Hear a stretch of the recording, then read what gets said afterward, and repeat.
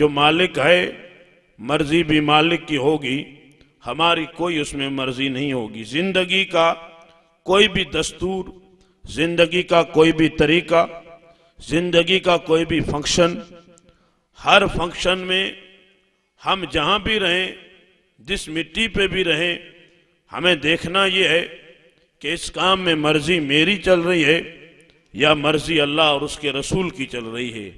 ہم اپنی مرضی سے جب کام کرتے ہیں تو کام بگڑ جاتا ہے۔ ہم اللہ اور اس کے رسول کی مرضی کو کبھی کبھی چھوڑ دیتے ہیں اور پس پردہ ڈال کے اور اپنی مرضی کو آگے رکھتے ہیں کہ ہماری مرضی یہ ہے، ہم یہ کہنا چاہتے ہیں، ہم یہ کہنا چاہتے ہیں۔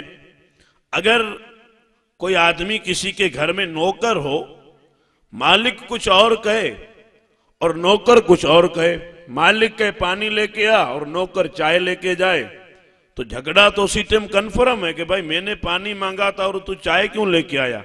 وہ کہے گا میری مرضی، تو مالک کہے گا گھر میرا ہے تو مرضی میری چلے گی، تیری نہیں چلے گی۔ گھر میرا ہے تو مرضی میری چلے گی، مرضی تیری نہیں چلے گی۔ تو نوکر ہے، نوکری کرتا ہے، کام کرتا ہے، تو جتنا میں کہوں گا اتنا ہی تجھے کرنا ہے، اس سے زیادہ تجھے کچھ نہیں کرنا ہے۔ اب یہ سمجھ لیجئے، یہ اسلام ایک گھر ہے، ہم اس گھر میں رہتے ہیں، اور نوکر اگر نہ سمجھیں تو اس کو ہم اپنی زبان میں غلام کہتے ہیں۔ ہم سب دعویٰ کرتے ہیں ہم غلام ہیں تاجدار مدینہ امام الانبیاء صلی اللہ علیہ وسلم کے، جن کا ہم نے کلمہ پڑھا ہے۔ ہم نے کلمہ پڑھا، وہ ہمارے آقا، ہم ان کے غلام، وہ ہمارے مالک، ہم ان کے غلام ہیں۔ اعلیٰ حضرت یہاں ایک شعر فرماتے ہیں، میں تو مالک ہی کہوں گا کہ ہو مالک کے حبیب، میں تو مالک ہی کہوں گا کہ ہو مالک کے حبیب، یعنی محب و محبوب میں نہیں میرا تیرا۔ عقیدہ یہ دیتے ہیں کہ میں مالک اس لیے کہہ رہا ہوں کہ آپ مالک ہو، اللہ کے حبیب ہو، اس لیے ساری کائنات کے آپ مالک اور مختار ہو۔ اللہ تبارک و تعالیٰ نے اپنے محبوب کو ساری کائنات کا مالک بنا دیا۔ حضور ساری کائنات کے مالک ہیں اور ہم حضور کے غلام ہیں۔ ساری کائنات اللہ تبارک و تعالیٰ نے اپنے محبوب کے قبضے میں، اختیار میں، کنٹرول میں دے دی ہے کہ میرے حبیب ساری کائنات بنائی میں نے ہے، خالق میں خدا ہوں اور اس کا مالک مصطفیٰ تم ہو۔ اللہ نے جب میرے نبی کو ساری کائنات کا مالک بنا دیا اور ہمیں ان کا غلام بنا دیا ہے، اور پڑھا لا الہ الا اللہ محمد رسول اللہ، کلمہ پڑھنے کے بعد اب مرضی میری نہیں چلے گی، اب مرضی مصطفیٰ کی چلے گی۔ گھر میں شادی ہو، گھر میں کوئی اور فنکشن ہو اور کوئی طریقہ ہو، تو جب کوئی موقع آئے تو کوئی یہ نہ کہے کہ فلاں صاحب یہ کہتے ہیں، مولانا صاحب یہ کہتے ہیں، گھر کا وڈیرا یہ کہتا ہے، فلاں عورت یہ کہتی ہے۔ سب کو جھڑک کے دور کرو اور اعلان کرو، یہاں کسی کا نہیں چلے گا، گھر میرا ہے، میرے گھر کے آنگن میں شیطان نہیں ناچے گا، میرے گھر میں میرے نبی کا قرآن پڑھا جائے گا۔ اس لیے کہ یہ شادی ہو رہی ہے اپنی مرضی سے نہیں ہوگی، یہ نبی کی مرضی سے ہوگی، اپنی مرضی سے نہیں ہوگی بلکہ ان کی مرضی سے ہوگی۔ اور جو ان کی مرضی سے ہوتا ہے وہ سب اچھا ہوتا ہے، ان کی مرضی سے جو ہوتا ہے وہ سب اچھا ہوتا ہے۔ اور ہم جب اپنی مرضی کرتے ہیں تو میرے دوستو اپنی مرضیاں بگڑ جاتی ہیں۔ میں نے قرآن کی جس آیت کریمہ کو پڑھا ہے خطبے کے بعد، اس میں اللہ تبارک و تعالی ارشاد فرماتا ہے، ان اللہ اشترى من المؤمنین انفسهم واموالهم بان لهم الجنہ، بے شک اللہ تبارک و تعالی نے خرید لیا مومنون سے، ایمان والوں سے، ان کی جان کو بھی اور ان کے مال کو بھی، بِأَنَّ لَهُمُ الْجَنَّةِ، اور بدلے میں اللہ تعالیٰ نے جنت عطا فرمائی۔ یعنی خریدا کس نے؟ اللہ نے۔ کس سے خریدا؟ ایمان والے سے۔ کیا خریدا؟ جان بھی خرید لی اور ایمان یعنی مال بھی خرید لیا۔ اب ایمان والا میں، ایمان والے آپ، جو کلمہ پڑھتے ہیں سب کو دعویٰ یہ ہے کہ ہم ایمان والے ہیں۔ جب ایمان والے ہیں تو ایمان والوں سے اللہ نے ان کی جان کو بھی خرید لیا ہے اور ان کے مال کو بھی خرید لیا ہے۔ اور اچھا یہ خریدا ہے تو بدلے میں دیا کیا ہے؟ تو کہا بِأَنَّ لَهُمُ الْجَنَّةِ، اس جان اور مال کے بدلے میں تجھے جنت عطا فرماؤں گا۔ مال بھی دے دے اور جان بھی دے دے، جب دونوں دے دے گا تو بدلے میں تجھے میں جنت عطا فرماؤں گا۔ اگر آیت کریمہ پہ غور کیا جائے، ہماری کنڈیشن اور حالت دیکھی جائے تو ہم زیرو سے زیادہ کچھ بھی نہیں ہیں۔ ہم جان کو بھی اپنی مرضی سے چلاتے ہیں، ہم مال کو اپنی مرضی سے خرچ کرتے ہیں، ہمیں یہ پتہ بھی نہیں ہے کہ یہ جان ہم نے بیچ دی ہے۔ جب کلمہ پڑھا تو ہم بک جاتے ہیں، جسے بیعت کہتے ہیں۔ جب بک گئے، جب اپنا سودا کر دیا، جب سارا کچھ دے دیا ہے، وہ دوسرے لوگ ہیں جو ہر مارکیٹ میں بکتے ہیں۔ یہ محمد عربی کا غلام ہے جو صرف مدینے کے بازار میں بکتا ہے۔ وہ دنیا کے لوگ ہیں جو دنیا دار خریدتا ہے، ہم وہ خوش نصیب ہیں جنہیں مدینے کے تاجدار نے خریدا ہے۔ کسی شاعر نے کہا تھا جب تک بکے نہ تھے تو کوئی پوچھتا نہ تھا، یا رسول اللہ تم نے خرید کر ہمیں انمول کر دیا۔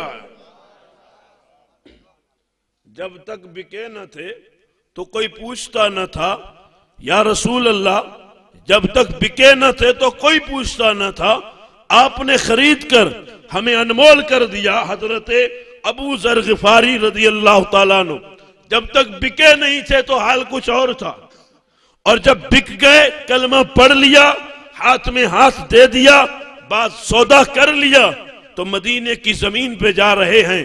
حضرت جبرائیل آسمان سے اترتے ہیں، ادھر نبی ہیں ادھر جبرائیل ہیں، سامنے ابو ذر مدینے میں جا رہے ہیں۔ حضرت جبرائیل حضور سے عرض کرتے ہیں، یا رسول اللہ یہ جو بندہ جا رہا ہے یہ آپ کا ابو ذر غفاری نہیں ہے؟ میرے آقا نے فرمایا ہاں جبرائیل یہ ابو ذر غفاری ہے۔ پھر میرے نبی نے تعجب سے حضرت جبرائیل سے پوچھا، اے جبرائیل کیا تم بھی میرے ابو ذر کو جانتے ہو؟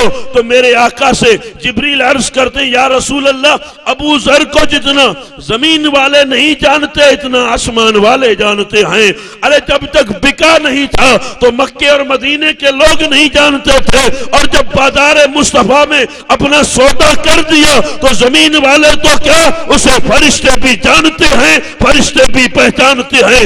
اس گئے گزرے دور میں اس چاروں طرف جب شیطان ناشتہ اور ڈانس کرتا ہے، اس گئے گزرے دور میں بھی اگر اپنا ہاتھ مدینے کے نبی کے ہاتھ میں دے کے اگر ہم اعلان کریں، یا رسول اللہ ہم بھی تمہارے ہاتھ میں بکتے ہیں اور سودا کرتے ہیں، قسم خدا کی دنیا جانے نہ جانے ہمارے نام آسمان کے فرشتے سلام لے کے آئیں گے۔ کوئی جانے نہ جانے لیکن پھر ہماری پہچان کا رنگ الگ ہو جائے گا۔ پہچان پیدا کرنی پڑتی ہے، پہچان بنانی پڑتی ہے۔ دوسروں کے سہارے جینا اور ہے، اپنی پہچان کے سہارے جینا اور ہے۔ کہیں اٹک کے گاڑی کا کسی کو فون کرو کیونکہ اس کو جانتا ہے، میرے کو بھی جانتا نہیں۔ دوسرے کے سہارے جینا یہ ایک الگ بات ہے۔ پہچان، کسی نے کہا تھا اگر جینا ہے تو کوہرام مچا دو، جینا ہے تو کوہرام مچا دو۔ اس دور میں یہ خاموش مزاجی تمہیں جینے نہیں دے گی، چپ رہنا کا یہ خاموش مزاجی تمہیں جینے نہیں دے گی۔ اس دور میں جینا ہو تو کوہرام مچا دو۔ گونگے کو بھی بولنا ہوگا کیونکہ ایسے لوگ جنہیں بولنے کا طریقہ بھی نہیں آتا وہ بھی آج بار بار بولنے لگے ہیں، وہ بھی اپنے بھاشن جھاڑنے لگے ہیں، وہ بھی بات کرنے لگے ہیں۔ جب وہ بات کرنے لگے ہیں تو میں کہتا ہوں امت کے غیرت مند سنی مسلمان اب تجھے بھی بولنا ہوگا، ہر موڑ پہ بولنا ہوگا، ہر جگہ بولنا ہوگا، اور بولنا یہ ہوگا، یا رسول اللہ جب تک بکے نہ تھے تو کوئی پوچھتا نہ تھا، آپ نے خرید کر ہمیں انمول کر دیا۔ جب تک بکے نہ تھے تو کوئی پوچھتا نہ تھا اور آپ نے خرید کر ہمیں انمول کر دیا۔ اور اسی مدعے کو اگر شادی کے پیرائے سے دیکھا جائے تو میرے دوستو شادی دنیا میں ہوتی ہے، ہر گھر میں شادی ہوتی ہے، ہمارے گھر میں، پڑوس میں، ہمارے گاؤں میں، دوسرے گاؤں میں، پوری دنیا میں، اور حد تو یہ ہے کہ ہر قوم میں شادی ہوتی ہے۔ یہ نہیں کہ صرف مسلمانوں میں شادی ہوتی ہے، دنیا میں ہر قوم کی شادی ہوتی ہے لیکن طریقے جدا جدا ہے. سب کے یہاں رسم و رواج، ویوہار کا طریقہ، دولہا دلہن کے رسم و رواج اور ریتی رواج سب جگہ الگ ہے. مسلمان نکاح کرتا ہے، شادی کرتا ہے، الحمدللہ. ہمارے بھی طور طریقے کسی دور میں تو الگ تھے، لیکن جیسے جیسے زمانہ ترقی کرنے لگا، زمانہ بڑھنے لگا، ٹیکنالوجی بڑھنے لگی، تو ہاتھ پہ ہاتھ رکھ کے ہم بھی دیکھنے لگے کہ زمانہ آگے بڑھ رہا ہے، زمانہ ترقی کر رہا ہے، زمانہ بہت آگے نکل چکا ہے. اس دور میں 12 مہینے گزرتے ہیں تو ہر 12 مہینے کے بعد کچھ نہ کچھ شادی میں نیا کرتے ہیں. کوئی نہ کوئی رسم بڑھ جاتی ہے، کوئی نہ کوئی قانون بڑھ جاتا ہے، کوئی نہ کوئی بات بڑھ جاتی ہے. 12 مہینے پہلے شادی ہمارے یہاں ہوئی تھی تو کچھ کم تھا، اور اس سال کچھ زیادہ ہو گیا ہے. اس میں ماں باپ کو چھوڑ دیجئے، اولادوں پہ آ جائیے. جب اولاد کی اچھی تربیت نہیں کی جاتی، بیٹے اور بیٹی کو قرآن اور حدیث، اسلام اور شریعت اور سنت نہیں سکھائی جاتی، اسے کچھ سکھایا نہیں جاتا، تو وہ غلط ڈیمانڈ رکھتے ہیں ماں باپ کے سامنے، مجھے یہ کرنا ہے وہ کرنا ہے. اب باپ وہ پیسے والا اور بیٹا ڈیمانڈ کر دے کہ تقریر سے کیا ہوگا، آدھا گھنٹہ مولانا آئے گا، تقریر کرے گا، 500,000 روپے میں یہ کام ہو جائے گا. اپنے پاس تو پیسوں کا ڈھگلا ہے، یہ سارے پیسے خرچ کیسے کریں گے؟ ہمیں عیاشی کرنی ہے، ہمیں اڑانی ہے، ہمیں رنگ ریلیاں کرنی ہے. تو یہ نظارہ میرے دوست آپ نے بھی دیکھا ہوگا، جب مسلمان پیسے پڑھتے ہیں تو عیاشی بھی بڑھ جاتی ہے، چربی بھی بڑھ جاتی ہے، اور پھر وہ ناچنے والی عورتیں آتی ہیں اور اس پہ پیسے چلتے ہیں، اور گھر کے پورے پیسے اس پہ لٹا دیے جاتے ہیں. کیوں؟ اس لیے کہ مسلمان کی چربی ہے. وہ مسلمان جو کبھی محمد عربی کا غلام بن کے چلتا تھا تو دنیا اس کے پیچھے چلتی تھی. مجال تھی کہ کوئی مسجد کو دیکھ لے، مجال تھی کہ کوئی درگاہ پہ بات کر لے، مجال تھی کہ کوئی مزار کی بات کر لے. یہ منہ میں زبانیں کیوں آئی ہیں؟ یہ زبانیں اس لیے آئی ہیں دوست کہ ہم نے راستہ چھوڑ دیا ہے، ہم نے طریقہ چھوڑ دیا ہے. آج بھی اگر ابراہیم شاہیمہ پیدا آگ کر سکتی ہے انداز گلستاں پیدا. آج بھی تیرے سینے میں اگر خلیل اللہ جیسا ایمان آ جائے تو تو بولے گا مالیہ میں اور تیری آواز مدینے جائے گی.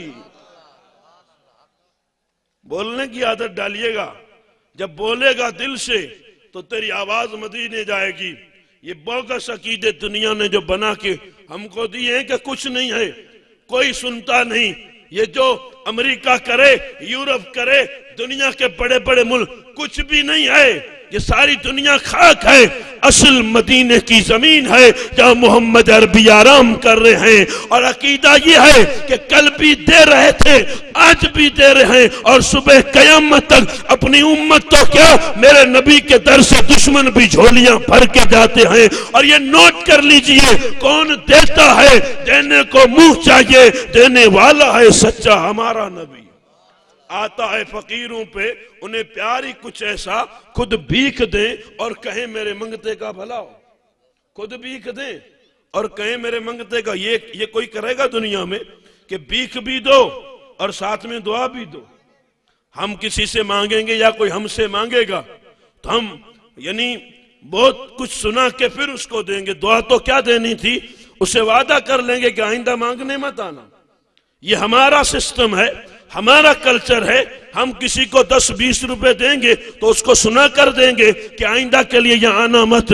یاد رکھیے گا میرے نبی کا دربار وہ دربار ہے جہاں سے خیرات کل بھی مل رہی تھی، آج بھی مل رہی ہے، اور صبح قیامت تک ملتی رہے گی. اور میں اس موضوع پہ زور اس لیے دے رہا ہوں کہ ہم نے دنیا کے اسباب پہ بھروسہ کر لیا کہ پیسہ ہوگا تو گھر چلے گا، پیسہ ہوگا تو شادی ہوگی. ٹھیک ہے، ایک مطلب روٹین کی بات ہے، روز ہوتا ہے.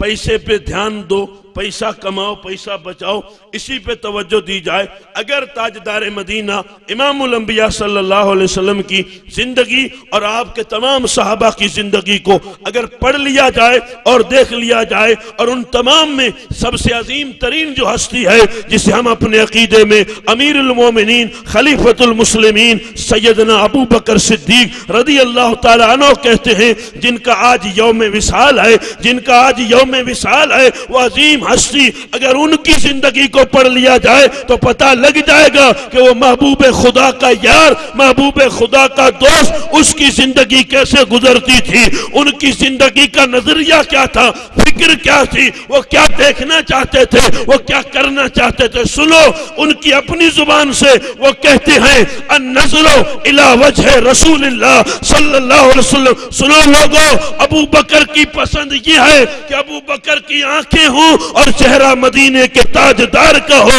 ابو بکر دیکھتا رہے اور مصطفیٰ دکھاتے رہے۔ تھوڑا زور سے بولیے آپ، اس لیے کہ آپ بولتے جائیں گے تو میں بھی زور سے بولوں گا، اور زور سے بولیں گے تو مجھے ٹائم دیا ہے وہ بھی بہت لمبا پڑا ہے، وہاں تک پہنچتے پہنچتے ہماری منزل دور ہے، منزل تک بھی پہنچنا ہے اور آپ کو جگا کے رکھنا ہے۔ اور حقیقت یہ ہے کہ اس طرح کی مجلس میں بہت کچھ یاد آتا ہے، جانا ہے، اٹھنا ہے، ماوا کھانا ہے، پیشاب کرنا ہے، بات کرنی ہے، فون اٹینڈ کرنا ہے، یہ دیکھنا، وہ اس مجلس میں یاد آتا ہے۔ اور الحمدللہ میں جس اسپیڈ سے بول رہا ہوں صرف آپ کو بٹھا کے، ورنہ لوگوں کے تو الگ الگ نظریے ہیں، لوگ اپنی دھن میں رہتے ہیں، کوئی تقریر بیٹھا ہو سامنے تو بھی نہیں سن پاتا، سامنے بیٹھا ہو تو بھی نہیں سن پاتا، اور تقریر کے بعد پوچھ لو مولانا نے کیا کہا تو کچھ پتا نہیں، ماوا ہو تو لاؤ کھا لیتے، کچھ پتا نہیں، بیٹھے تھے 1 گھنٹہ 1.5 گھنٹہ تو کیا کیا۔ اور میرے دوستو یہی ہماری کمزوری ہے، نظریے کو دیکھ کے چلیے گا۔ تاجدار مدینہ امام الانبیاء کا وہ عاشق صادق کیا کہتے ہیں آنکھیں میری ہوں اور چہرہ نبی کا ہو، میں دیکھوں اور وہ دکھائیں، اور زندگی اسی میں گزر جائے، میری پسند یہ۔ مجھ سے پوچھو، آپ سے پوچھو، آپ کی پسند کیا ہے؟ ہر آدمی اپنی پسند الگ بتائے گا۔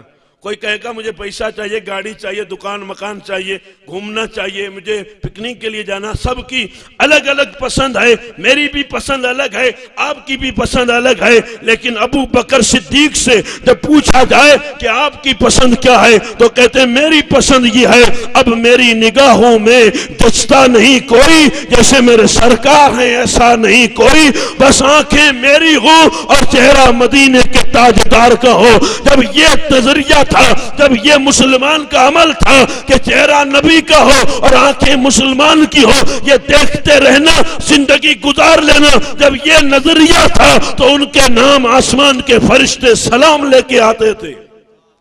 شادی بیاہ کی بات نہیں کر رہا ہوں، میں کلچر کی بات کر رہا ہوں، محبت کی بات کر رہا ہوں۔ آج تو میری نظروں کے سامنے سے موبائل نہیں ہٹتا، ان کی نظروں کے سامنے محمد عربی کا چہرہ نہیں ہٹتا تھا، چہرہ نہیں ہٹتا تھا۔ جنگ بدر ہوئی، ختم ہو گئی، اور آپ کو یہ نظریہ یاد ہو تو جنگ بدر میں مسلمان جیت گئے تھے، یہ پہلی جنگ تھی اور مسلمان جیت گئے تھے، اگرچہ تعداد بہت کم تھی، تھوڑے تھے، مسلمان جیت گئے۔ جب مسلمان جیت گئے اور میرے آقا تاجدار مدینہ نماز پڑھانے لگے، جنگ کے بعد نماز کا سلسلہ شروع ہوا، اور آپ کو یہ بھی بتاؤں اسی جنگ میں فرشتے اترے تھے مسلمانوں کی مدد کے لیے۔ مسلمان کم تھے تو اللہ تعالیٰ نے فرشتے بھیجے تھے، پہلے 1000 بھیجے، پھر 4000 بھیجے، ٹوٹل 5000 فرشتے مسلمانوں کی مدد کے لیے آسمان سے اترے تھے۔ اور وہ جگہ الحمدللہ ابھی 20 دن پہلے میں دیکھ کے آیا ہوں کہ جہاں محمد عربی کے غلاموں کی مدد کے لیے فرشتے اللہ تعالیٰ نے اتارے تھے، اور اس جگہ کا نام ہی جبل الملائکہ ہے کہ یہ وہ پہاڑ ہے جہاں اللہ نے فرشتے اتارے تھے، وہ فرشتے اترے تھے مسلمانوں کی مدد کے لیے، وہ جگہ بھی موجود ہے، اور یہ نظارہ اعلان کر رہی ہے دنیا کو کہ اگر تم سچے ہو جاؤ، پکے ہو جاؤ، تو آج بھی تمہاری مدد کے لیے فرشتے اتر سکتے ہیں۔ یہ دنیا کے گنڈے تمہارا بال بیکا نہیں کر سکتے، تم سچ پہ آ جاؤ، محمد عربی کے غلام بن جاؤ، تم بولو گے خدا فرشتے نازل کرے گا۔ اور تم بھائی کا ہی گلا کاٹتے رہو تو فرشتے کہاں سے آئیں گے؟ تم اپنی بیٹی کو تو سونے کے سکے دے رہے اور غریب کی بیٹی کو ایک جوڑا بھی نہیں دے رہے، فرشتے کہاں سے آئیں گے؟ ہم اپنے بیٹے کے لیے لاکھوں خرچہ کر رہے ہیں، غریب کا بیٹا بیچارہ 25-35 سال کا ہو گیا، رشتہ نہیں ملا، ہم نے اس کے لیے کیا کیا ہے؟ اپنا سماج، اپنی قوم، اپنی برادری ایک پلیٹ فارم پہ آئیے اور ایک ہی نظر سے میرے دوستو اپنی قوم کا جو بھلا ہو وہ قدم اٹھائیے، تاکہ آنے والی نسلیں بھی ہم کو دعا دے کے جائیں گی کہ ہمارے بڑے یہ تھے کہ جنہوں نے ایک پلیٹ فارم پہ کھڑے ہو کے پوری قوم کے لیے یہ کام کیا تھا۔ قوم کے لیے کون کام کرتا ہے؟ میں بھی تھوڑا گرم بول گیا تو لوگ گلا دبا دیں گے کہ مولانا نہیں بند کیجئے گا، ایسی باتیں نہیں ہونی چاہیے۔ ہم اپنے فائدے کے لیے، اپنے پیٹ کے لیے، اپنے لیے تو سب کچھ کرتے ہیں، میرے پڑوس میں کیا ہوتا ہے ہم نظر اٹھا، کوئی ہوگا اللہ ماشاءاللہ جسے امت کا درد ہوگا، غریبوں کا درد ہوگا، بیوہ کا درد ہوگا، بچیوں کا درد ہوگا۔ یہ درد رکھنے والے، کیونکہ مسلمان تنگ دل نہیں ہوتا، مسلمان دریا دل ہوتا ہے، اس کے دل میں صرف اپنا درد نہیں ہوتا، اپنی بیٹی کا درد نہیں ہوتا، بلکہ قوم کی ہر بیٹی کا درد ہوتا ہے۔ ہر بیٹی کا درد ہو تو ہر بیٹی محفوظ ہو جائے، اور جب صرف میری بیٹی بیٹی ہو اور دوسرے کی بیٹی بیٹی نہ ہو تو پھر چوک چوراہے پہ بیٹھ کے بڑی بڑی آنکھیں کر کے لوگ تاڑتے رہتے ہیں، انہیں یہ بھی محسوس نہیں ہوتا ہے کہ میرے گھر میں بھی ماں بیٹی، میرے گھر میں بھی بہو ہے، میرے گھر میں بھی بیٹیاں ہیں۔ اس نظریے کو چینج کریں گے تو اس بدکاری اور اس غلط کاموں کا ہم خاتمہ کر سکتے ہیں، ان جوے کے اڈوں کو ہم آگ لگا سکتے ہیں، ان شراب کی پٹیوں کو ہم آگ لگا سکتے ہیں۔ اگر ایک ہو کے ان کے نقش قدم پہ چلے تو ہم اعلان کر سکتے ہیں یا رسول اللہ ہم بھوکے تو رہ سکتے ہیں، ہم شراب نہیں بیچیں گے۔ یہ دوست کلیجہ ہونا چاہیے، حوصلہ ہونا چاہیے۔ بات کرنا تو آسان ہے، کر کے دکھانا بہت مشکل ہے۔ بات تو کوئی بھی کر لیتا، میں بھی کر لوں گا، آپ کو جوش آیا تو آپ بھی کر لیں گے، لیکن ریئل میں کر کے دکھانا یہ ایک الگ بات ہے۔ اور میں جو بات عرض کر رہا تھا، تاجدار مدینہ امام الانبیاء نماز پڑھا رہے تھے، اور نماز جب پوری ہوئی تو صحابہ کرام جو پیچھے نماز پڑھ رہے تھے انہوں نے پوچھا یا رسول اللہ آپ نماز میں مسکرا رہے تھے؟ سبحان اللہ بولیے۔ اب نماز میں مسکرا رہے تھے۔ اب سوال پیدا ہوتا ہے جب امام نماز پڑھاتا ہے تو مقتدی تو پیچھے ہے، امام رو رہا ہے کہ ہنس رہا ہے کہ مسکرا رہا ہے کہ کھیل رہا ہے، امام کیا کر رہا ہے مقتدی تھوڑی دیکھے گا۔ امام کا حال کیا ہے پیچھے والا مقتدی نہیں دیکھ سکتا، لیکن انہوں نے کیسے کہہ دیا کہ یا رسول اللہ آپ مسکرا رہے تھے، نماز میں مسکرا رہے تھے؟ پتا چلا وہ نماز میں دیکھتے ہی حضور کو تھے، ان کی نماز ہی حضور کو دیکھ کے پوری ہوتی تھی۔ وہ بڑے بد نصیب لوگ ہیں جو یہ کہتے ہیں کہ ان کا خیال آئے تو نماز ٹوٹ جاتی ہے۔ ہم کہتے ہیں جب تک ان کا خیال نہ آئے تو نماز ہوتی بھی نہیں ہے، پہلے خیال مصطفیٰ ہو اس کے بعد تیری نماز قبول ہوتی ہے۔ خیال یار ہی نہ ہو تو نماز کیسی؟ پہلے خیال مصطفیٰ، خیال کا یا رسول اللہ آپ مسکرا رہے تھے، اور حضور نے بھی یہ نہیں فرمایا کہ تم نماز میں مجھے کیوں دیکھ رہے تھے، نماز خدا کی پڑھ رہے تھے تو تمہیں سجدے کی جگہ دیکھنا چاہیے۔ مجھے حضور کو پتا تھا یہ مجھے دیکھ کے ہی پڑھتے، ان کا کعبہ بھی میں ہوں، ان کا قبلہ بھی میں ہوں۔ اور یہ نوٹ کیجئے عبادت کا کعبہ مکے میں ہے اور محبت کا کعبہ مدینے میں ہے۔ عبادت کے کعبے کو سر جھکتا ہے اور محبت کے کعبے کو دل جھکتا ہے۔ ایک محبت کا کعبہ ہے، ایک عبادت کا کعبہ ہے۔ قسم خدا کی جو عبادت کا کعبہ ہے اس پہ بھی رحمت برس رہی ہے، اور جو محبت کا کعبہ ہے اس پہ بھی رحمت برس رہی ہے۔ دنیا نہیں جانتی کہ یہ رحمت ہے کیا، یہ دنیا کا سکون برقرار ہے، یہ دنیا سانسیں لے رہی ہے، یہ صدقہ بھی محمد عربی کے نالین کا ہے۔ قسم خدا کی اگر ان کی رحمت نہ ہو درمیان میں ابھی آگ لگ جائے دونوں جہان میں، یہ جتنے بھی اونچے نیچے ہو رہے ہیں یہ بھی اگر سلامت ہیں تو یہ بھی صدقہ محمد عربی کا ہے، ہمارے نبی کا صدقہ ہے۔ ہم دعوے سے کہتے ہیں اور دلیل سے کہتے ہیں ہمارے نبی کی رحمت نہ ہو تو میرے دوستو یہ بیچ میں کچھ نہ بچے، سب فنا ہو جائے، لیکن یا رسول اللہ یہ آپ کا کرم ہے، یہ آپ کی رحمت ہے۔ میرے نبی صلی اللہ علیہ وسلم مسکرا رہے تھے نماز میں، صحابیوں نے نوٹس کیا کہ آپ مسکرا رہے تھے، میرے نبی نے انہیں ڈانٹا نہیں، انہیں جھڑکا نہیں، انہیں کچھ نہیں کہا یہ مجھے دیکھ کے ہی پڑھتے ہوں گے، پھر حضور نے فرمایا میں مسکرایا اس لیے. اب وجہ بتا رہے ہیں کہ میں کیوں مسکرایا. نماز کی حالت میں فرشتے آئے تھے ہمارے ساتھ جنگ کرنے، جنگ کی، جنگ جیت گئے. وہ واپس جب جا رہے تھے تو آواز آئی فرشتوں کو کہ تمہیں جس کے پاس بھیجا تھا، یعنی میرے محبوب کے پاس، ان کی اجازت لے کے آئے ہو یا بغیر اجازت کے واپس آ رہے ہو؟ تو فرشتوں نے کہا ہم جنگ جیت گئے. تو پوچھا بھی نہیں، ایسے ہی آ گئے. تو آواز آئی فرشتے پہلے جاؤ، میرے حبیب سے اجازت لو، اس کے بعد آسمان میں آنا، اس سے پہلے مت آنا، پہلے میرے نبی کو پوچھ کے آؤ. پتا چلا آسمان کے فرشتے بھی میرے نبی سے پوچھنے کے لیے آتے ہیں. ہم اور آپ کس مادی طاقت کے غلام بن گئے ہیں. ہم مادی طاقت کو بہت زیادہ غور سے دیکھتے ہیں. تلوار، تیر، بھالا، بندوق، گولی، ان چیزوں کو دیکھ کے ہم قدم بڑھاتے ہیں. سونا، چاندی، زر، مال، ملکیت، دولت، سلطنت، حکومت، یہ سب دیکھ کے ہم قدم بڑھاتے ہیں. دیوانے وہ تھے جو مدینے کو دیکھ کے قدم بڑھاتے تھے. حضور کا گنبد خضرا دیکھ کے قدم بڑھاتے تھے. انہیں یہ نہیں دیکھنا پڑتا تھا کہ میت ہو تو ہی میلاد کرائی جائے، میت ہو کہ شادی ہو، صبح ہو کہ شام ہو، اندھیرا ہو کہ اجالا ہو، رات ہو کہ دن ہو، اپنوں کے بیچ میں ہو کہ بیگانوں کے بیچ میں ہو، سنجر میں ہو کہ اجمیر میں ہو، جیلان میں ہو کہ بغداد میں ہو، مدینے میں ہو کہ کربلا میں ہو. وہ جہاں بھی تھے اعلان یہ کرتے تھے، لب پہ نعت پاک کا نغمہ کل بھی تھا اور آج بھی ہے، میرے نبی سے میرا رشتہ کل بھی تھا اور آج بھی ہے. درود شریف پڑھ. اللہم صلی علی سیدنا مولانا محمد وآلہ وصحابہ وبارک وسلم. صلاۃ و سلام علیک یا رسول اللہ صلی اللہ تعالی علیہ وسلم. لب پہ نعت پاک کا نغمہ کل بھی تھا اور آج بھی ہے، اور میرے نبی سے میرا رشتہ کل بھی تھا اور آج بھی ہے. جب میت نکلتی ہے تو کہتے کلمہ پڑھ کے جائیے، کلمہ پڑھتے رہو، میت جا رہی ہے. اور اگر یہی سسٹم جب بارات نکلے تو کا پہلا کلمہ پڑھتے جائیے، لوگ چہرہ دیکھیں گے، کہیں گے یار یہ آپ کیا کر رہے ہو، یہ کوئی میت تھوڑی ہے، یہ تو دولہا جا رہا ہے، یہ بارات جا رہی ہے.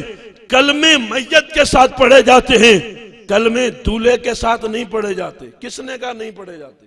کون فتویٰ دیتا ہے کہ نہیں پڑھے جاتے؟ سسٹم چینج کر، اپنا کلچر بدل، اپنی ماں بہن کے دیے ہوئے فتویٰ کو رد کر.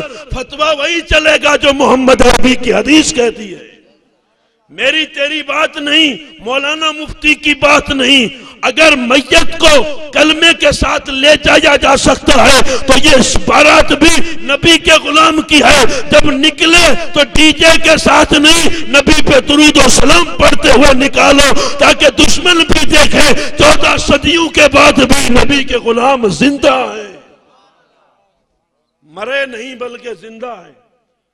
اور یہی یعنی کیا بولتے ہیں، ڈی جے، باجے، گاجے، اٹھنا بیٹھنا سب یہی کر کے جاؤ تو محسوس نہیں کرو گے. افسوس کے ساتھ کہنا پڑتا ہے، اور یہ میں کئی تقریروں میں پہلے کہہ چکا ہوں، اتنی بھی حیا نہیں ہے، اتنی بھی حیا نہیں ہے کہ میں مسجد کے قریب سے گزر رہا ہوں، مسجد کا بھی مجھے ادب نہیں ہوتا کہ مسجد کے قریب سے بھی میں ناچتے ہوئے جاتا ہوں. اور قسم خدا کی میں اپنی مشاہدے کی بات کروں، دیکھی ہوئی بات کروں، اذان بھی ہوتی رہتی ہے اور اس امت کا نوجوان ڈی جے پہ ڈانس کرتا ہوا نظر آتا ہے. اور شکایت یہ کہ مولانا سنبل میں مسجد ٹوٹ گئی، امام گرفتار ہو گیا، پابندیاں لگ گئی، اجمیر پہ آندولن چلا رہے ہیں. ہم یہ سوال کیوں کرتے ہیں جب تیری اوقات یہ ہے کہ تو خدا کے گھر کو یعنی ادب کی نظر سے نہیں دیکھ سکتا اور تو اذان کا ادب نہیں کر سکتا؟ تو خدا تو قادر مطلق، وہ چاہے جس کو دے دے، اس کی مرضی ہے، ہماری تھوڑی مرضی چلے گی. اور یہ دیر بھی نہیں لگتی. اور یہ جملہ یاد کیجئے، وہ دینا بھی جانتا ہے تو لینا بھی جانتا ہے. دیر بھی نہیں لگے گی، وہ دے گا، دیتا بھی ہے اور لیتا بھی ہے. لیکن سسٹم جس کا صحیح ہو، جو بہترین طریقے سے اللہ کی زمین کو گناہوں سے پاک کر کے چلتے ہیں، یار غار صدیق اکبر کی طرح اپنی زندگی میں اجالا پیدا کرتے ہیں، ان کا حال یہ تھا کہ وہ حضور ہی کو دیکھتے تھے، اور جب حضور نے ظاہری پردہ لے لیا، اس دنیا سے چلے گئے، تب بھی اس کے بعد 2.5 سال حضرت ابوبکر اس دنیا میں رہے، اور 2.5 سال رہے تو میرے دوستو وہی بھی محبوب خدا کی یاد میں آنسو بہاتے رہے اور عشق رسول میں دنیا سے گئے۔ میرا دل تڑپ رہا ہے، میرا سینہ جل رہا ہے، مجھے لے چلو مدینے، وہاں دوا ملے گی، ٹھیک ہے لے چلو، لیکن سچائی کیا ہے میرے بھائی؟ اس سچائی کو سویکار کر یہاں بیٹھے بیٹھے حالات کا تقاضا، حالات کو دیکھ کے اپنی زندگی کا قدم اٹھا رہا ہے تو تجھے محسوس ہو جائے گا کہ ان کا حال کیا تھا اور ہمارا حال کیا تھا۔ اللہ تعالیٰ نے فرما دیا قرآن میں کہ سب کچھ تیرا میں نے خرید لیا ہے، اور بدلے میں نے تجھے جنت عطا کر دی ہے، جنت دے دی ہے۔ جنت چاہیے یا دنیا چاہیے؟ اب دنیا کی فکر میں دنیا کا غور کرتے ہیں کہ دنیا مل جائے، دنیا چاہیے نہیں، دنیا نہیں بلکہ جنت چاہیے، تو اللہ اور اس کے رسول کے نقش قدم پہ، ان کے بتائے ہوئے رستے پہ مجھے قدم اٹھانا ہوگا کہ جہاں سے میرے آقا تاجدار مدینہ صلی اللہ علیہ وسلم نے ہمیں طریقہ بتایا، وہ طریقہ سامنے ہونا چاہیے اور پھر مجھے قدم اٹھانا چاہیے۔ شریعت اور سنت کی پابندی جسے کہتے ہیں، پردہ اٹھ جائے، زندگی میں حساب و کتاب رک جائے، کوئی چیز باقی نہ رہے، تو پھر کسی کا کہنا کیا معنی رکھتا ہے؟ کوئی کہے جب گناہوں کے اور انبار لگ جاتے ہیں اور کالے پردے چڑھ جاتے ہیں، کچھ بچتا ہی نہیں ہے، اندر کٹ چڑھ جاتا ہے، تو 150 ہزاروں تقریریں سننے کے بعد بھی میرے بھائی وہ اثر پیدا نہیں ہوتا جو محمد عربی کے غلام کے ایک جملے سے پیدا ہو جاتا تھا۔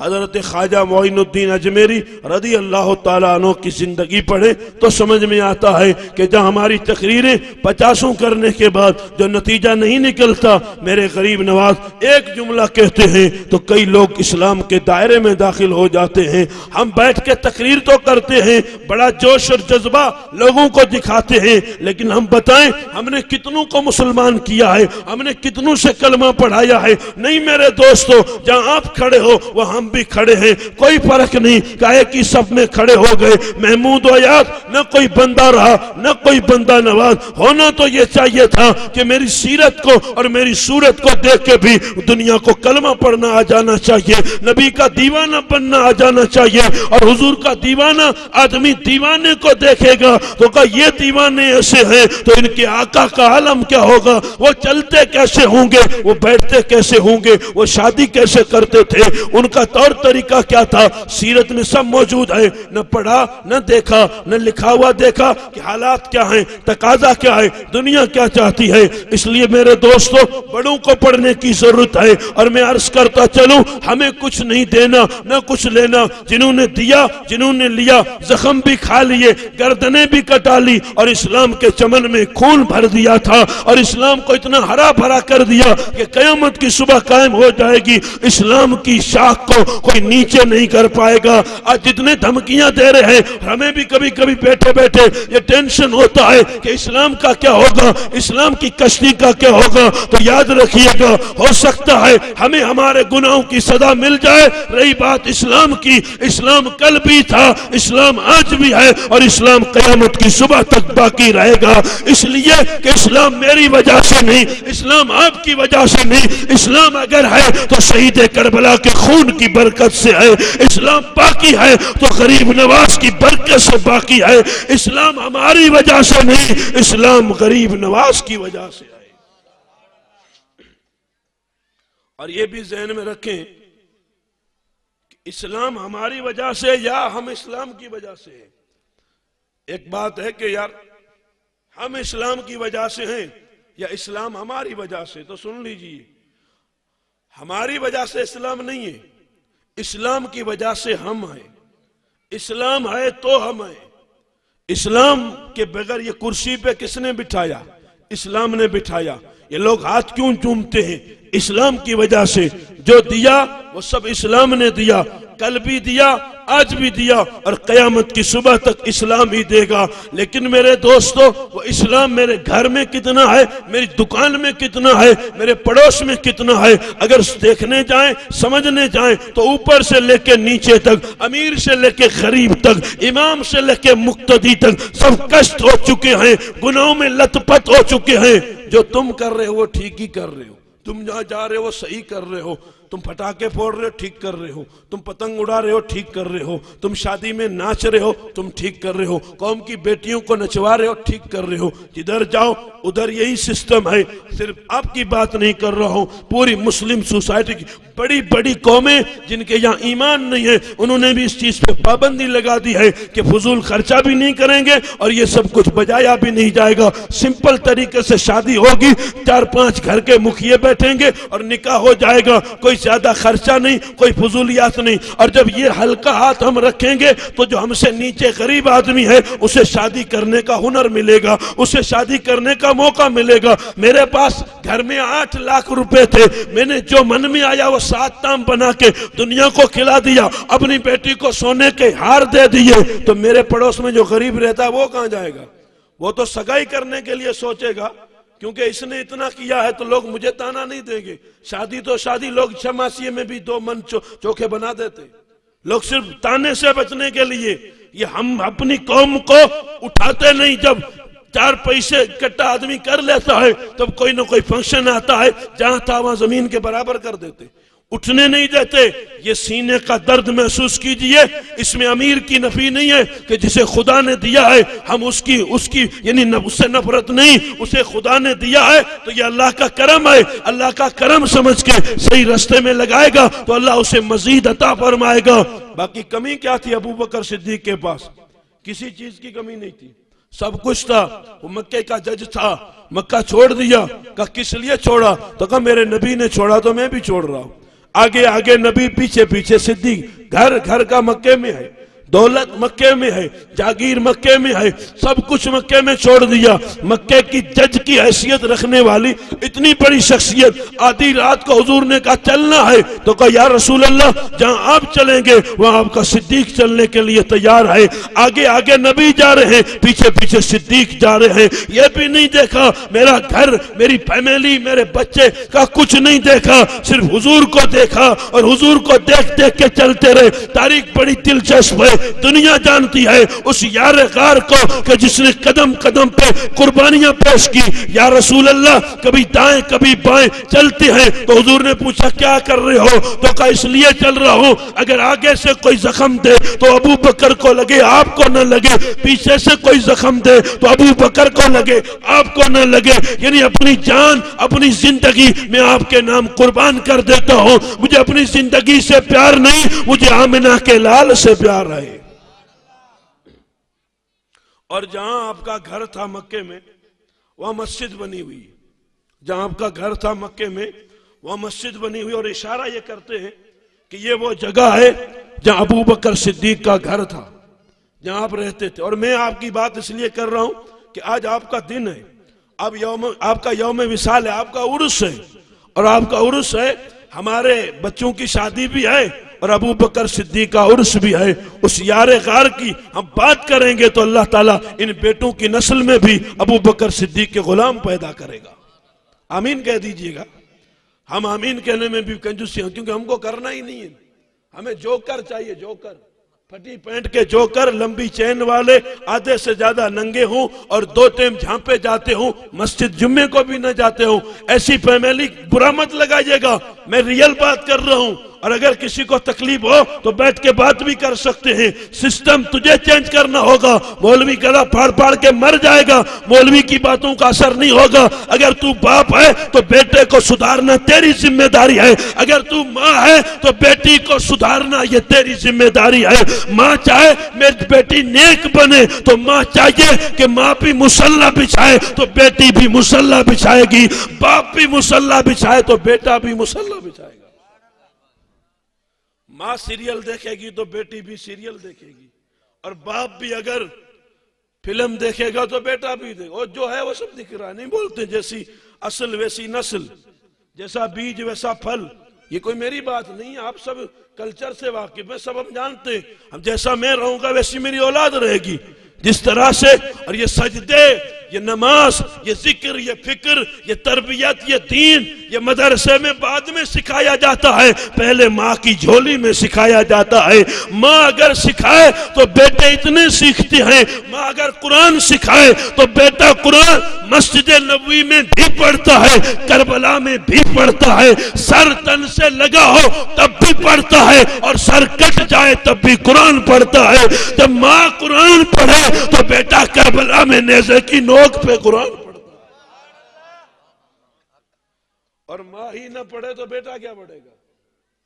ماں نہ کہے، ماں نہ پڑھے تو بیٹا تو راسوڑے ہی گائے گا، اونچا نیچا ہی ہوگا، کہے گا ڈانس کرو، مولانا جان نہیں چھوڑے گا۔ مولانا کو ٹائم 12:15 کا دیا ہے، ابھی 11:30 بھی نہیں ہوئے۔ اگر آپ نہیں تھکیں گے تو انشاءاللہ میں بھی نہیں تھکوں گا۔ حالانکہ اس طرح کی باتیں کرنے سے دین اور سنیت تھوڑی دیر کے لیے ایمان تازہ ہوتا ہے کہ یار ہم بھی کسی کا کلمہ پڑھتے ہیں، ہم نے ان کے لیے کیا چھوڑا۔ جنہوں نے چھوڑا ان کی مثال یہ ہے کہ گھر چھوڑ دیا، مکے جیسا شہر چھوڑ دیا، اور سب کچھ چھوڑ کے جب روانہ ہوئے تو کہا جان حاضر ہے، تو کہا کرنا کیا ہے، تو کہا غار ثور چڑھنا ہے، تو کہا یا رسول اللہ اس میں کیا دیر ہے، میرے کاندھوں پہ نہ بیٹھ جائیے، آپ میرے کندھوں پہ بیٹھو، ابو بکر چڑھ جائے گا۔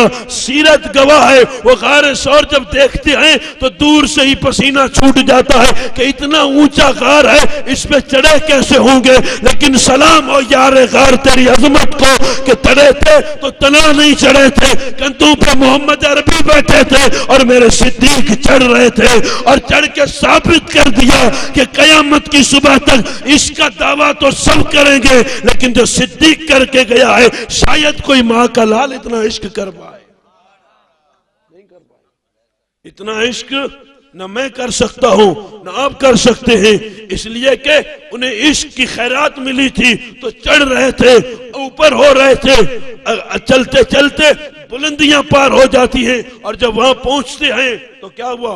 اور یہ بڑی مشہور بات ہے کہ غار میں پہنچے، غار صاف کیا، وہ غار بھی موجود ہے، دیوانے وہ بھی دیکھ کے آتے، حالانکہ وہاں کے لوگ بورڈ لگا دیتے ہیں کہ مت جاؤ، یہاں دعا کرنا، یہاں کھڑے ہونا شرک ہے، بدعت ہے، یہاں تم کیوں آتے ہو؟ لیکن ہند سندھ سے جانے والے دیوانے کہتے ہیں تجھے سجدوں سے پیار ہوگا، ہمیں نقش قدم مصطفیٰ سے پیار ہے، ہم یار کی تلاش میں جا رہے ہیں جہاں نبی نے قدم رکھ دیا ہے۔ 14 صدیوں کے بعد غلام وہاں پہنچ جاتے ہیں، حرم میں دیکھا کہ یہاں بھیڑ ہو سکتی ہے، چلو غار ہرا جاتے ہیں، وہاں بھیڑ نہیں ہوگی۔ قسم خدا کی 1.25 گھنٹہ چڑھنے کے بعد جب چوٹی پہ پہنچے تو دیکھا وہاں بھی لائن لگی ہوئی ہے، دیوانوں کا ہجوم ہے، نہ کعبے میں کمی ہے نہ غار کی چوٹی پہ کمی ہے۔ کہا یہ کیا ہے؟ تو کہ یہ دیوانوں کی محبت ہے، امریکہ اسرائیل اتنے کتنے ناپاک پیدا ہوں گے اور مر جائیں گے، نبی کے غلاموں کا بال بھی کا نہیں کر سکتے۔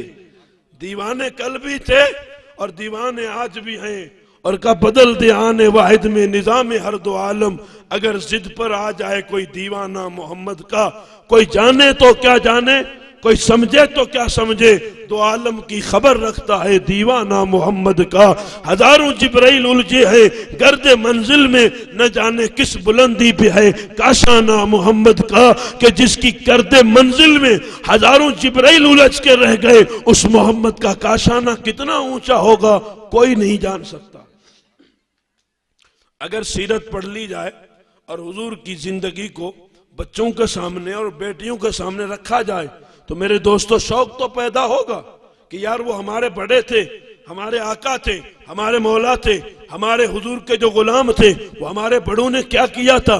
جب شوق پیدا ہوگا تو آدمی پڑھے گا، دیکھے گا، ہر وقت ریل بنا کے انسٹاگرام پہ کتنے فیور، کتنے ویوز آئے، کتنے فالوورز آئے، یہ سب کرنے سے کیا ملتا ہے؟ تو کا نام ہو جائے گا، یہاں تو نام ہو جائے گا، قبر میں بے نام ہو جائے گا۔ اگر یہاں کا نام چاہتا ہے تو ننگی ریلیں بنا کے ننگا ہو کے گھومتا رہے، کوئی نہیں پوچھے گا۔ اگر وہاں نام کرنا ہے تو قرآن کو سینے سے لگا، تم سے سے بھی کہتا ہوں اور قوم کی بیٹیوں سے بھی کہتا ہوں، مصلی بچھاؤ اور قرآن کو سینے سے لگاؤ۔ یہ ناچنا کودنا گانا اٹھنا بیٹھنا یہ نوچنا یہ اسلام کی بیٹی کو اچھا نہیں لگتا۔ ہم سیدہ فاطمہ کا نام لیتے ہیں تو فاطمہ وہ نبی کی بیٹی تھی کہ جس کے گھر میں مصلی بچھا رہتا تھا، کہ جس کے جہیز میں سونا چاندی دور کی بات ہے، وہ نبی کی بیٹی قرآن پڑھتی ہے، مصلی پہ سجدے کرتی ہے اور حسن حسین پال کے زمانے کو دیتی ہے۔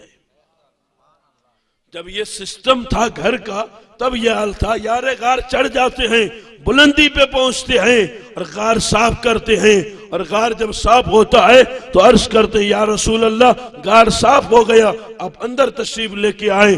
آقا دو جہاں ابو بکر صدیق کے ساتھ ہیں، غار کی چوٹی پر ہیں، تقریباً 5000 فٹ کی اونچائی ہے، وہاں پر ابو بکر صدیق نے عرض کی یا رسول اللہ غار میں نے صاف کیا ہے، آپ اندر آ جائیے۔ ایک نقطہ ذہن میں رکھیے گا، آج بہت سارے لوگ کہتے ہیں ضرورت ہی نہیں ہے ابو بکر صدیق کی، کوئی بات نہیں ہے۔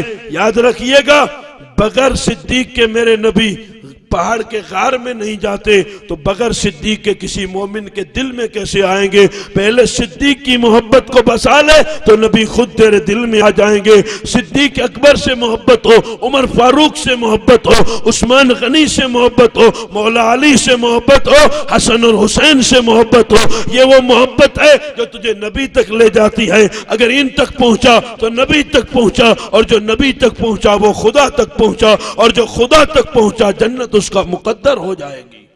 یہ ہاتھ پیر جو مار رہے ہیں ہم، یہ جو ہم کر رہے ہیں، میلاد کر رہے ہیں، اتنی گئی رات تک ہم میلاد کا جلسہ کر رہے ہیں، کیا ضرورت ہے؟ یہ ٹھنڈی کی رات ہے، چاروں طرف سے ٹھنڈی برس رہی ہے، چل رہا ہے سب سسٹم ہے، الحمدللہ۔ یاد رکھیے گا ہم صرف اس لیے کر رہے ہیں، ایک تو ہمیں برکت چاہیے، ہمارے بچوں کی شادی ہے تو ہمیں برکت چاہیے، ہمیں حضور رحمت عالم کی نظر کرم چاہیے۔ جب ان کی یعنی ان کی سنت کو ادا کرتے وقت ان کا ذکر کیا جائے تو وہ آئیں تو ان کی مرضی ہے، وہ نہ آئیں تو نظر کرم تو ضرور فرماتے ہیں۔ وہ آقا ہی کیا جو اپنے غلاموں سے بے خبر ہو۔ ہم معیار زمانے سے جدا رکھتے ہیں، ہم محبوب بھی محبوب خدا رکھتے ہیں، ہم محبوب بھی محبوب خدا۔ ہمارے آقا ہم سے بے خبر نہیں ہے۔ ہم جب شادی کرتے ہیں اور یہ سسٹم جو ابھی ہو رہا ہے تو یہاں سے آپ یہ اپنے یعنی ساتھ لے کے جائیے کہ شادی کیسے ہوتی ہے۔ شادی ایسے ہی ہوتی ہے جیسے ابھی ہو رہی ہے۔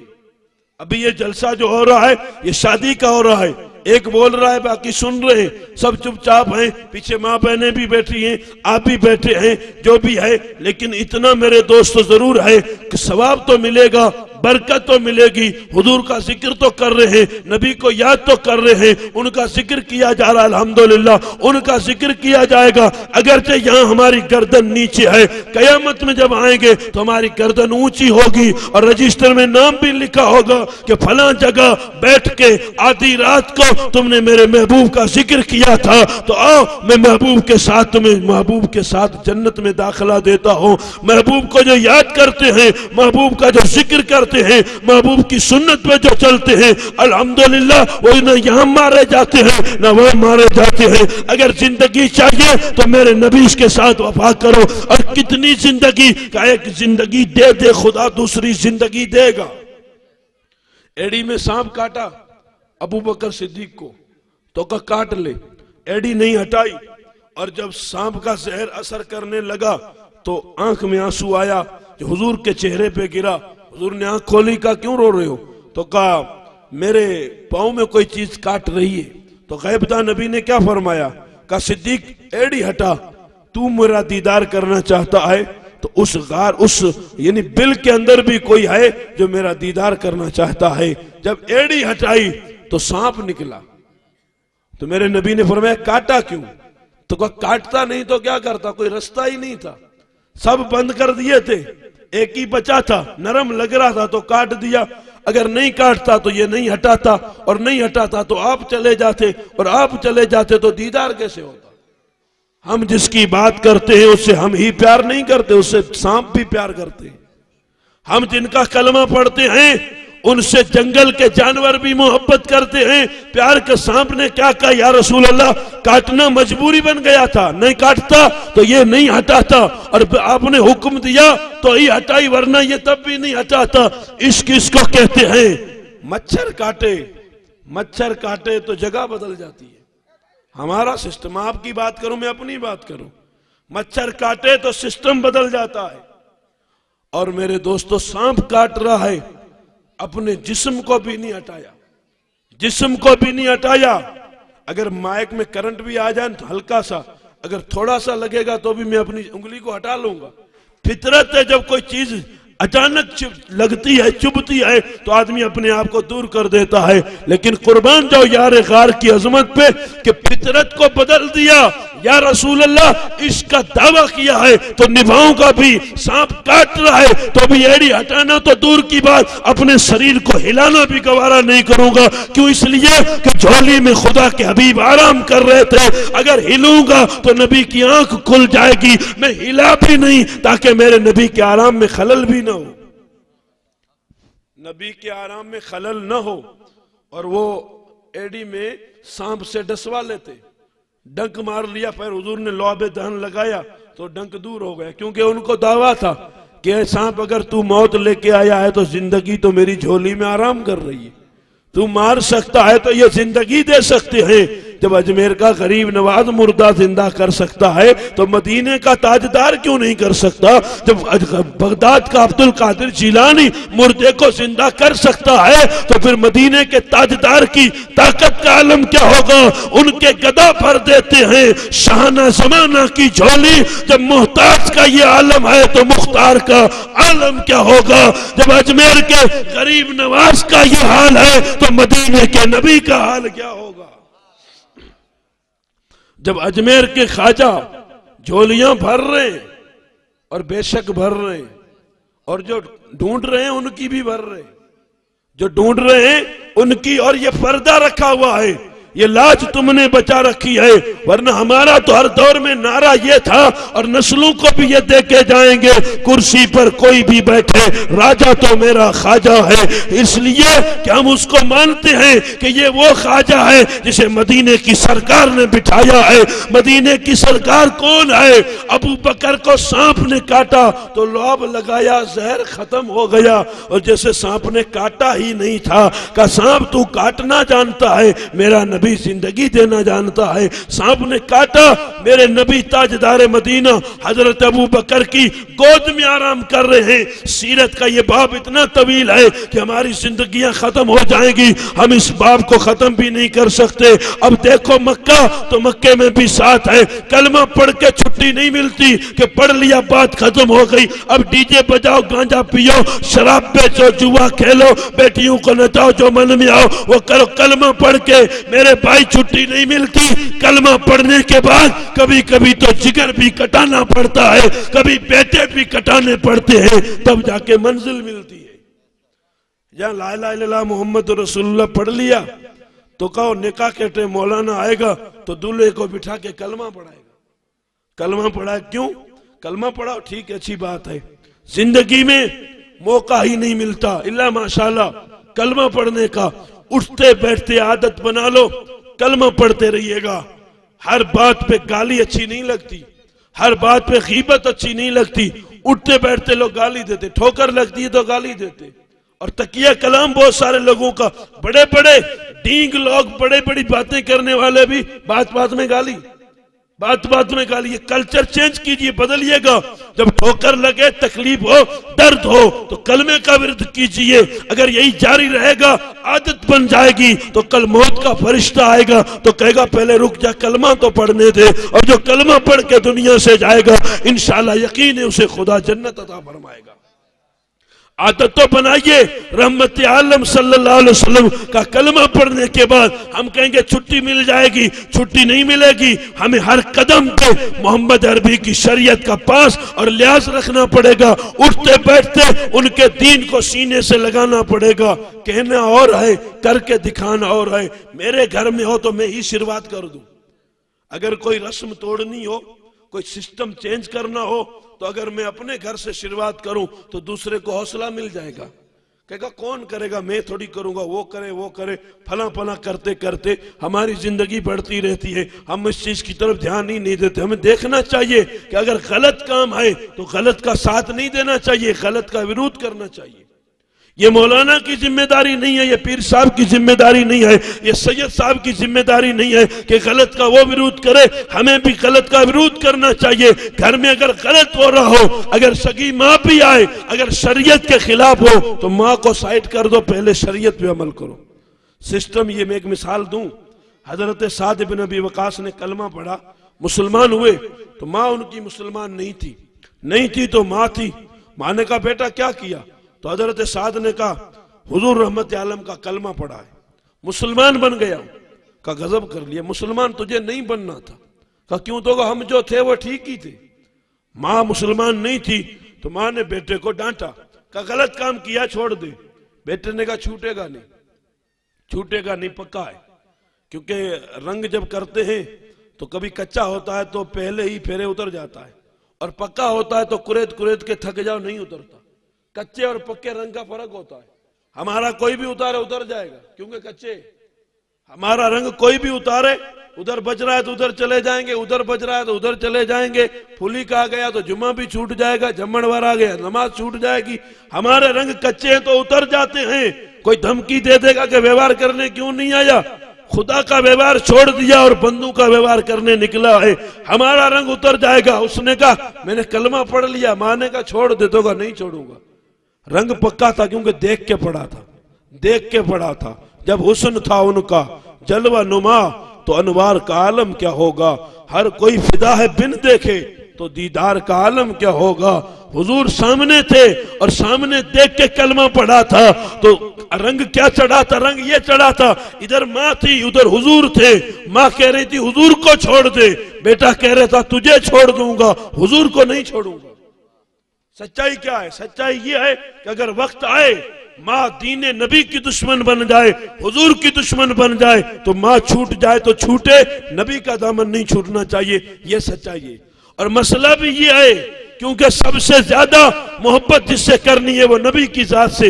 حضرت سعد بن ابی وقاص عشرہ مبشرہ میں ہے، اور آپ کی شان یہ ہے کہ آپ کے لیے حضور نے کہا تھا فدا کا ابی و امی یا سعد، اے سعد تجھ پہ میرے ماں باپ قربان ہوں۔ نبی نے جس کے لیے یہ جملہ کہا تھا وہ حضرت سعد تھے۔ حضرت سعد حضور کی بارگاہ میں کلمہ پڑھ لیا، مسلمان ہو گئے۔ ماں نے بہت کچھ کوشش کی تو حضرت سعد نے کہا نہیں۔ ماں غصے ہو گئی، ماں کٹر تھی، بہت زیادہ کٹر تھی، بت پرست تھی، بت کی پوجا کرتی تھی، تو ماں کٹر تھی۔ تو ماں نے قسم کھا لی کہ آج کے بعد نہ کبھی کھانا کھاؤں گی، نہ پیوں گی، نہ چائے میں بیٹھوں گی، نہ سر پہ کپڑا رکھوں گی۔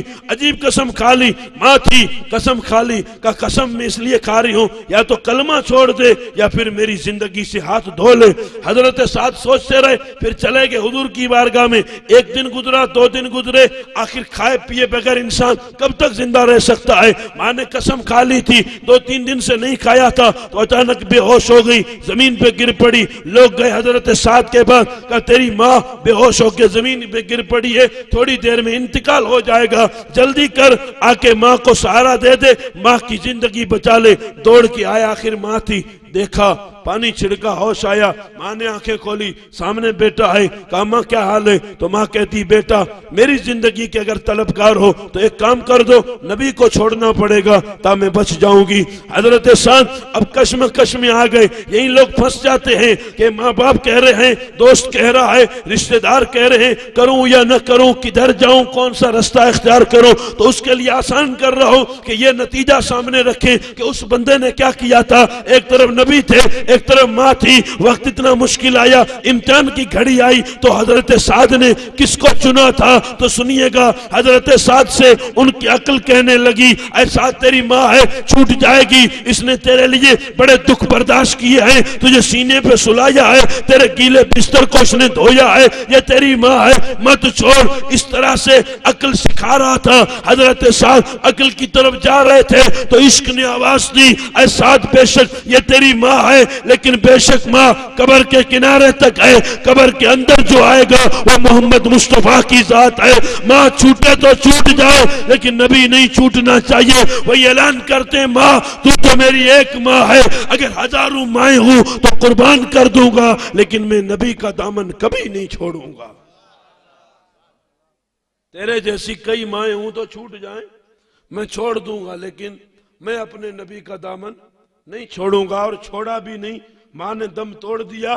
حضرت سعد بن ابی وقاص آج بھی اسلام کی ہسٹری میں سب سے اونچا نام آ رہا ہے، اور ہم ادب سے ان کا نام لے رہے ہیں، اور حضور نے نام لے کے ان کو فرمایا تھا کہ سعد فی الجنہ، کہ یہ میرا وہ غلام ہے جو جنتی ہے، جسے جنت کی بشارت ملی تھی وہ حضرت سعد بن ابی وقاص تھے۔ کیوں جنت کی بشارت ملی تھی؟ کہ سب کچھ لٹا رہے تھے اپنے نبی کے لیے، میدان احد میں جب تیر آ رہے تھے تو حضرت سعد اپنے اوپر تیر کھا رہے تھے، نبی پیچھے کھڑے تھے، آگے سعد کھڑے تھے، دشمن تیر مار رہے تھے، حضرت سعد اپنے نبی کے سامنے کھڑے تھے تاکہ کوئی تیر نبی کو نہ لگنے پائے۔ محبت اس کو کہتے ہیں جب نبی کی بات آئے تو دنیا چھوٹ جائے، نبی کی بات نہیں چھوٹنی چاہیے۔ اچھا یہ نماز کس کی بات ہے؟ نماز جو اللہ نے فرض کی ہمیں کس نے بتایا؟ آپ کہیں گے نبی کی بات ہے تو یہ کیوں چھوٹتی؟ یہ آپ سے سوال ہے، تقریر پوری ہونے کی طرف جا رہی ہے، تھوڑی دیر برداشت کر لیجئے، اب مشکل معاملہ آئے گا تو حل کر لیجئے گا۔ نماز کس نے حکم دیا تھا؟ حضور نے دیا تھا، کیوں چھوٹ رہی ہے؟ دنیا نہیں چھوٹتی، نماز چھوٹ رہی ہے۔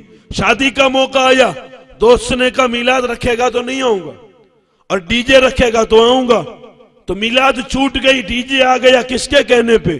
دوست کے کہنے پہ آ گیا، تو دوست جنت دے گا یا مصطفیٰ جنت دیں گے؟ بولیے گا تھوڑا تڑپ کے۔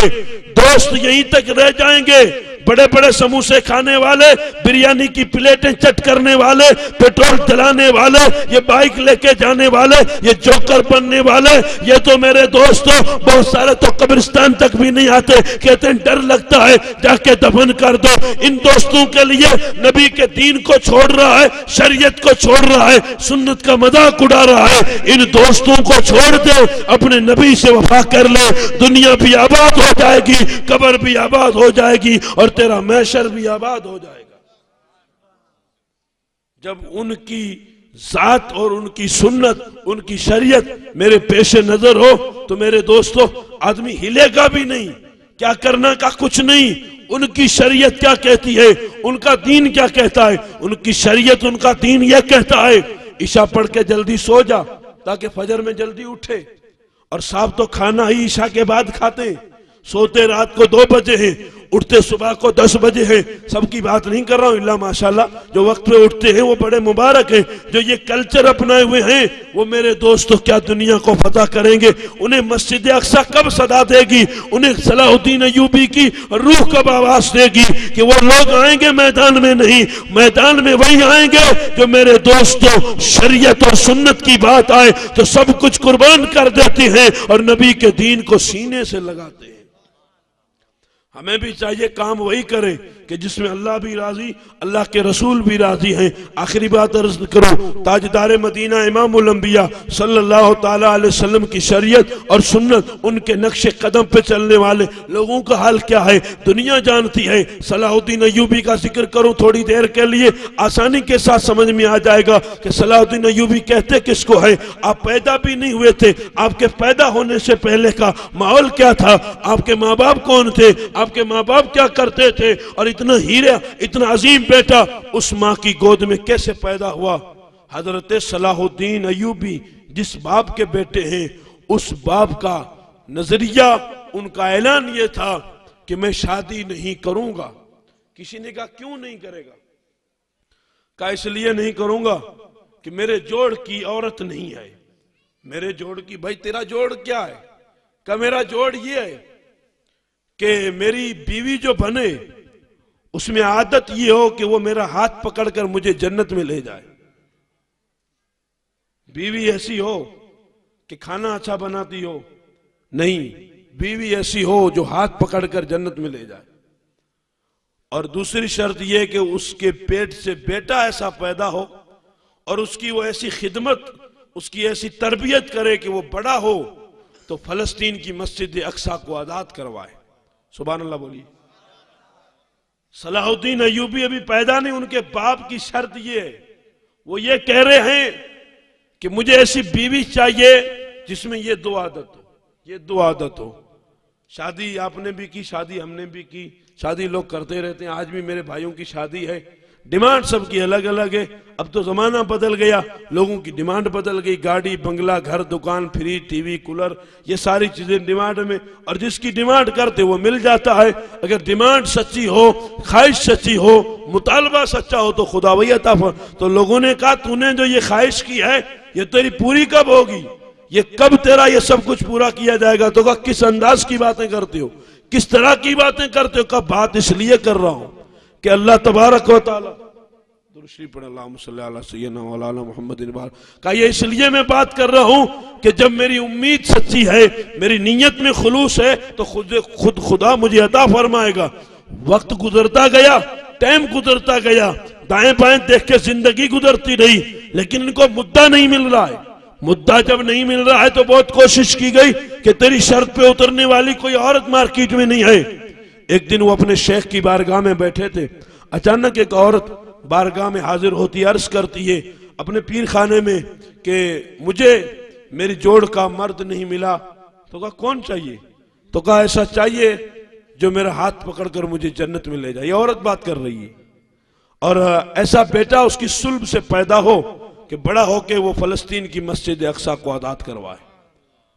تو صلاح الدین کا والد وہیں بیٹھا تھا، اس نے اپنے شیخ سے کہا یہ عورت جو بات کر رہی ہے یہ شرطیں میرے سے ملتی جلتی ہیں، مجھے بھی یہی چاہیے، اس کو بھی یہی چاہیے، اگر کرم فرمائیں تو ہمارا نکاح کروا دیجئے، اگر آپ کرم کریں تو ہمارا نکاح کر دیجئے۔ کہا تیرا کیا حال ہے؟ تو کہا میں بھی یہی چاہتا ہوں، مجھے بیوی وہ چاہیے، میری شریک حیات وہ ہو جو میرا ہاتھ پکڑ کر مجھے جنت میں لے کے جائے۔ حال یہ تھا، اور حضرت صلاح الدین ایوبی کے والد کا نکاح اسی عورت کے ساتھ ان کے شیخ کر دیتے ہیں۔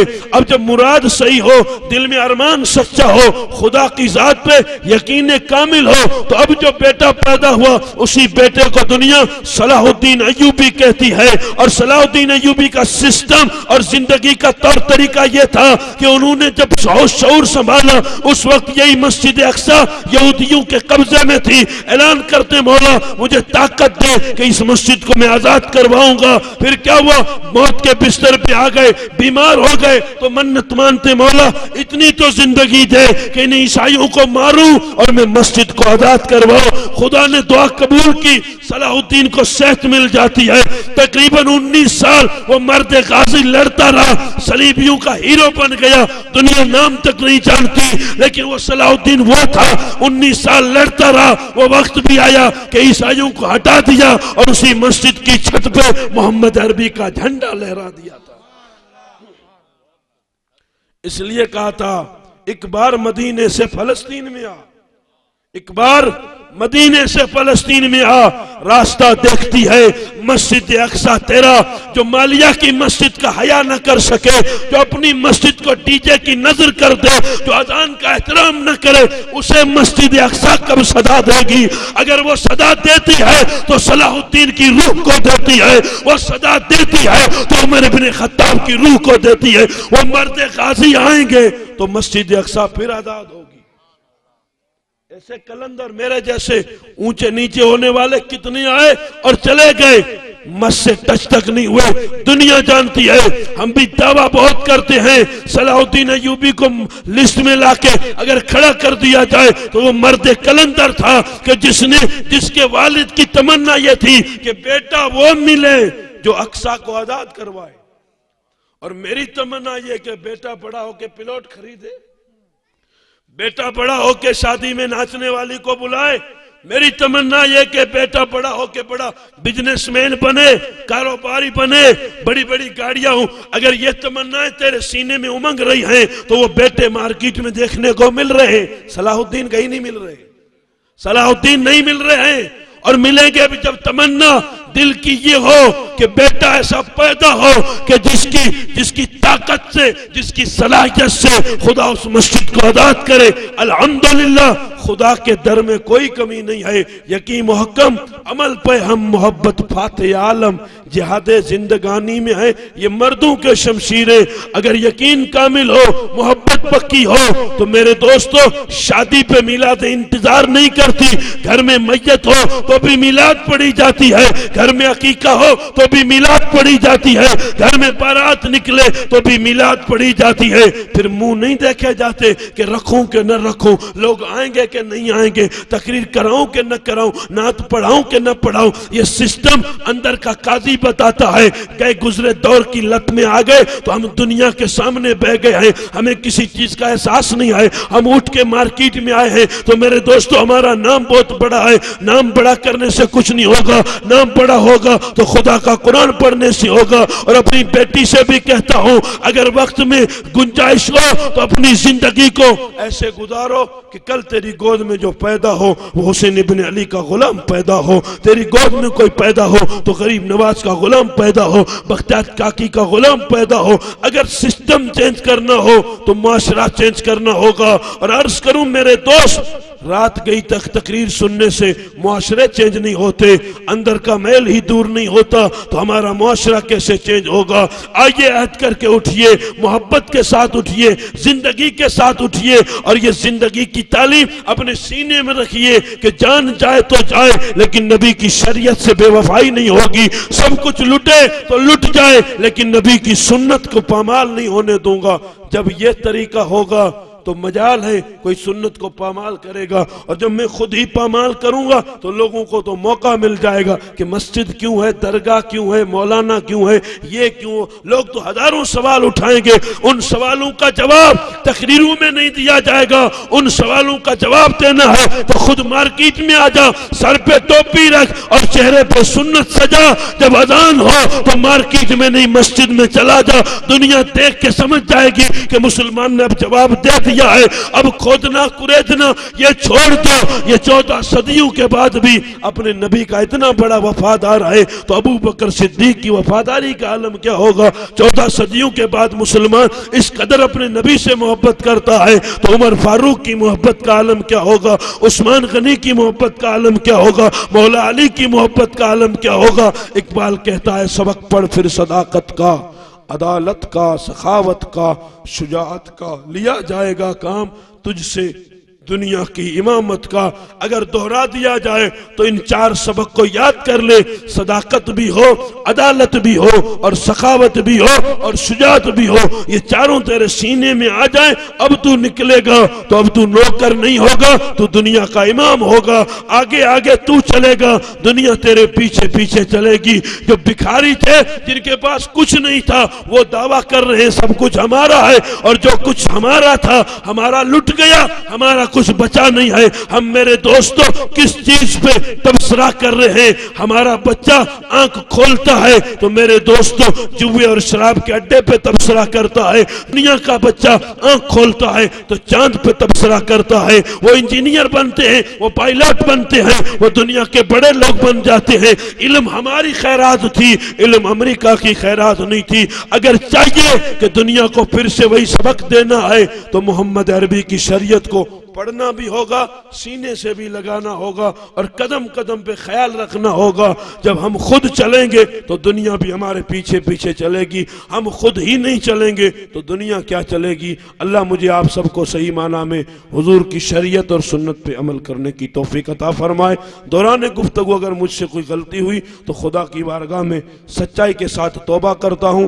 استغفر اللہ ربی من کل ذنب و اتوب الیہ۔ میرے ساتھ بلند آواز سے پڑھیں لا الہ الا اللہ محمد رسول اللہ صلی اللہ علیہ وسلم، وآخر دعوانا ان الحمد للہ رب العالمین۔